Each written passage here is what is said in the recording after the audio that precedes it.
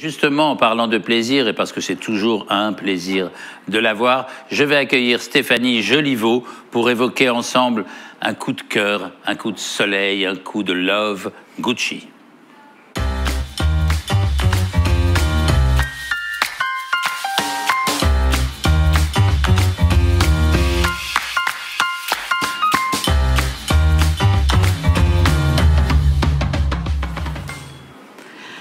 Alors Ariel, je suis ravie de finir cette matinée avec toi. Donc Ariel, notre DJ de la mode, notre icône fashion, notre dandy français. Donc on va parler effectivement de la mode, de son évolution, de sa révolution. Donc la mode s'est arrêtée juste après les défilés parisiens. Elle a fait son auto-analyse, son introspection.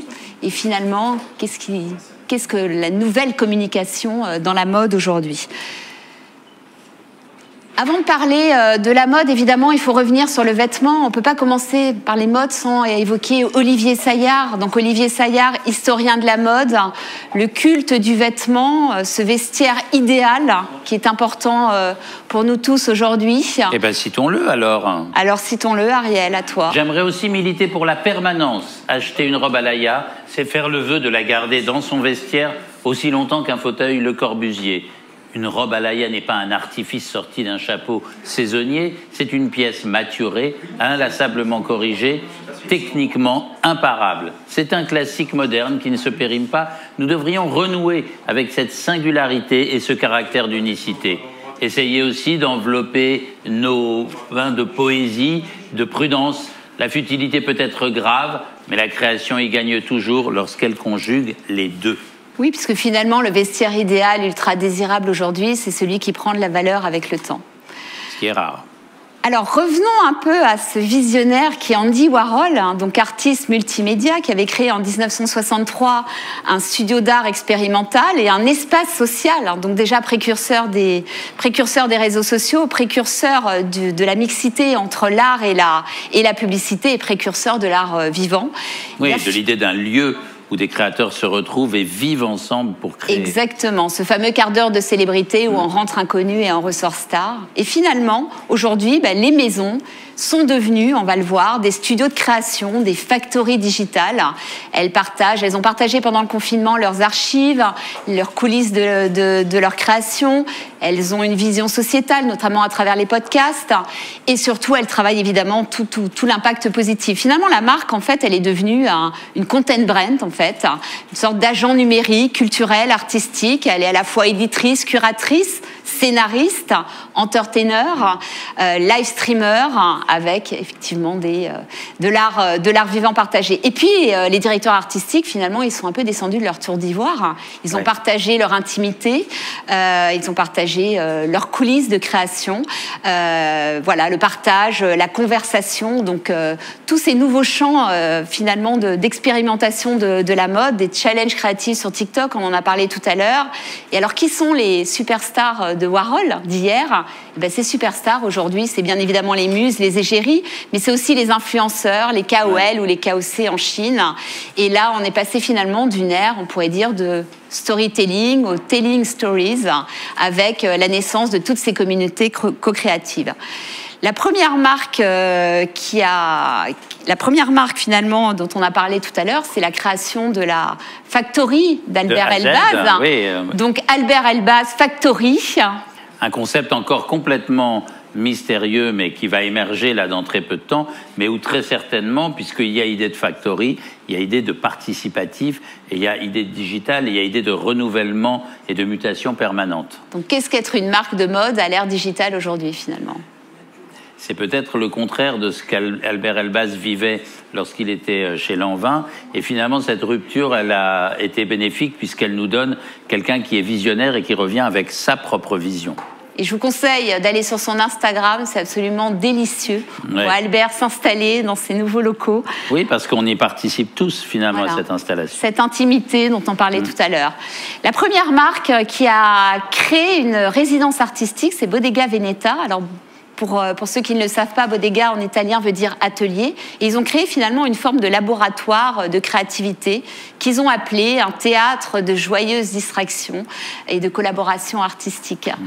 Donc chaque invité était partagé, en tous les cas, ses conversations intimes avec donc un lancement qui avait été fait avec Daniel Lee, le directeur artistique de Bodega Veneta. Parce que c'est vrai qu'il faut tenir compte du fait que tout le monde veut être émetteur aujourd'hui et que c'est difficile d'être émetteur en chef en quelque sorte. Donc il faut trouver un moyen de faire participer les gens et ne plus avoir cette hiérarchie, cette verticalité qui caractérisait les temps anciens. Un passeur de culture, comme on en parlait ce matin.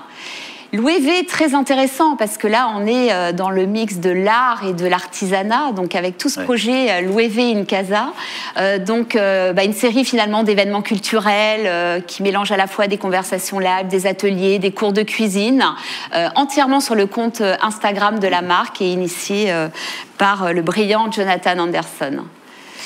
Alors Balenciaga, là on va faire une référence à Orwell, donc là on est en pleine dystopie visionnaire, on avait vu ce défilé apocalyptique, et bien finalement là il va encore plus loin puisque pour présenter sa collection 2021, donc Demna lance un jeu vidéo éphémère, donc Afterworld. Donc là, on est en pleine dystopie du temps, avec on passe de l'ère médiévale dans l'espace, avec des vêtements estampillés de la NASA, et puis cette armure, véritable pièce de haute couture, qui a nécessité 212 pièces faites à Montels dans les ateliers d'un armurier, et bien évidemment qui sera mis en vente pour ceux qui le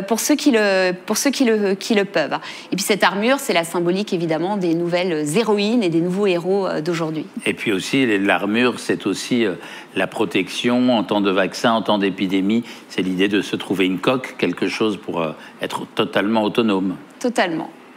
Moncler Studio, là, Remo Ruffini, qui est le CEO de ce projet absolument génial qui est Moncler Genius, a déclaré sur Voices de Business of Fashion il y a 3 jours que finalement l'avenir de la communication pour Moncler, c'était de créer un studio de production, de broadcast avec chaque designer qui va s'exprimer à travers un épisode. Donc là, il va vraiment créer le Netflix de Moncler. Donc là, on est totalement sorti du show fashion. On est dans un côté permanent, always on, de production au même titre qu'un Netflix, en fait. Oui, et ça tient compte du fait que le quotidien des gens est fait de beaucoup de petites vidéos qui se succèdent, qu'on se montre. Finalement, la viralité de la mode, elle est aussi dans ce type de support.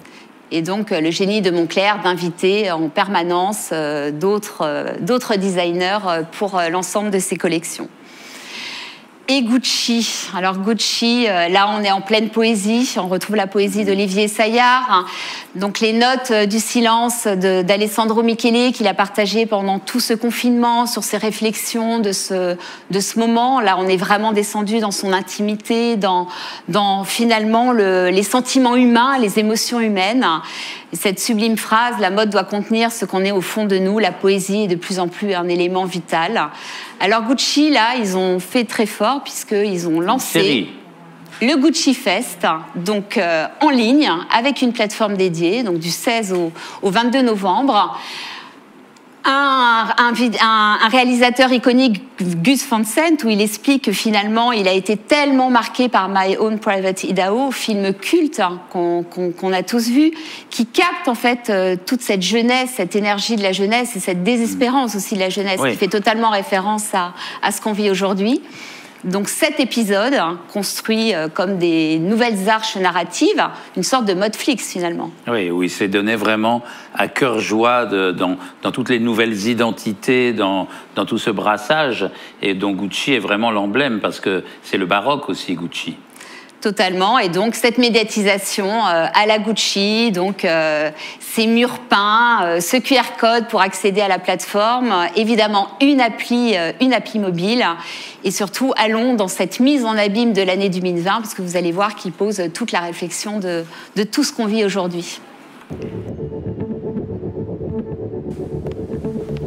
À travers son festival, Gucci questionne la mode et sa façon de présenter. Voici les 5 points à retenir sur cette mini-série postée chaque jour sur les réseaux à 21h. Tout Tout d'abord, le changement de rythme. Ce n'est plus un défilé par saison ou une présentation de la collection femme d'un côté et celle de l'homme de l'autre, mais c'est une histoire scénarisée. Une mini-série découpée en 7 épisodes, dévoilée en 7 jours. Avec une héroïne, l'artiste italienne Silvia Calderoni, que l'on suit et que l'on apprend à connaître. Une nouvelle notion d'appréhender le temps. Une mise en abîme de cette année 2020. En 2, un réalisateur, l'américain Gus Van Sant. Alessandro Michele ne tarit pas d'éloges à son sujet, le considérant comme quelqu'un qui l'a aidé à se construire.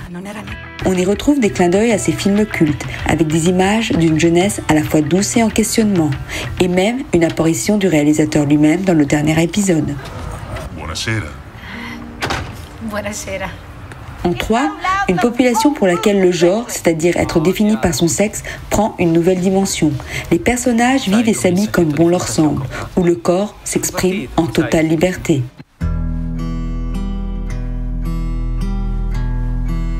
En 4, les invités. Alessandro Michele a su bâtir une véritable communauté, une famille d'artistes autour de lui qui prennent part à cette aventure. Comme Florence Welch ou Billie Eilish apparaissant dans une vidéo accompagnée de chiens robots. En passant par Harry Styles, qui fait une brève apparition au téléphone dans l'épisode 3. Enfin, au-delà de présenter uniquement la nouvelle collection, Alessandro Michele distille aussi sa vision de la mode pour le futur. On ne gaspille plus, mais on recycle, jusqu'à dédier tout un épisode à ce sujet.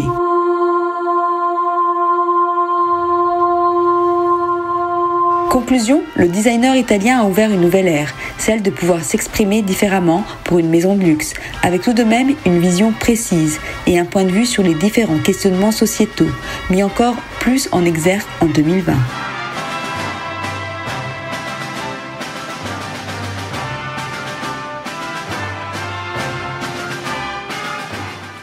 Un immense merci à ETX Studio et à Paris Mode Insider pour ce film, de cette formidable mise en abîme de cette nouvelle communication mode. Et un immense merci à vous pour toutes ces idées stimulantes que certains ont vues au cours de l'année, mais qui ont pu aussi passer inaperçues.